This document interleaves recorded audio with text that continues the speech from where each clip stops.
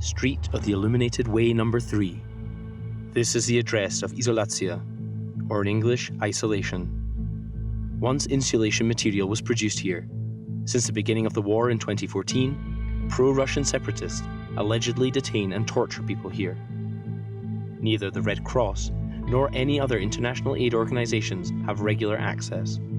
Only testimonies from former prisoners remain. The head of the Izolacja was drunk again. He went through all the cells, both male and female cells. He beat up everyone, and he beat me up too. For 2 years, journalist Stanislav Azayev reported undercover from separatist territory for the Ukrainian media, until 2017 when his cover was blown and he ended up in the Izolacja. The procedure is the same for everyone. A cellar with a metal table in it. They remove people's clothes, then tie them tightly to the table with adhesive tape. Then the electrodes are applied.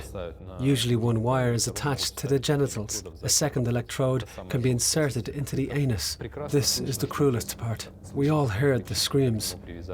I could even tell from the screams where the wires were placed. Azayev is now convinced that his fame and a campaign by his supporters saved him from an even worse fate. But he was well aware of what was happening in the prison. The suffering of his fellow inmates left its mark. The guards didn't care that he would be able to tell the world about it later. One testimony shocked even experienced witnesses of the conflict. A doctor is always present during torture and also takes part in it. Either he administers an injection if circulation stops, or he supplies smelling salts if the prisoner has lost consciousness. The doctor is not only present, he also participates in the torture. Other than that, says Stanislav Azayev, the doctor was never seen. It was only the cellmates who took care of the sick and exhausted torture victims. Azayev remembers his fellow prisoner, Valery Matyushenko, in particular. Valery was beaten before our eyes. Then they dragged him out into the corridor. We heard him scream. That's how you scream after electric shocks. You don't confuse them easily. Then they brought him back to the cellar. They had broken his ribs. He could neither sit nor stand. So as an exception, they let him lie in the bunk bed during the day. Azayev was transferred from the Izolacja to an official remand prison in autumn 2019 after more than 2 years. Shortly afterwards, he was found guilty of extremism and espionage for Ukraine. He was sentenced to 15 years in prison. Then, a few weeks later, just before New Year's Eve, he was freed as part of a prisoner exchange between the Ukrainian government and the separatists. Azayev's allegations are supported by those of other prisoners. The UN has also reported the systematic use of beatings, electric shocks, sexual violence, and said that there was a continuum of torture and abuse in the detention facility. The so-called human rights officer of the pro-Russian separatists in Donetsk refused to comment on the allegations. He did not answer our questions. The fact that the NGCA won't provide regular access to prisons, to the ICRC or to the UN or to other, authoritative institutions means that the onus is on them. The burden is on them to prove that these allegations are false. When they don't provide access, it means that they have something to hide.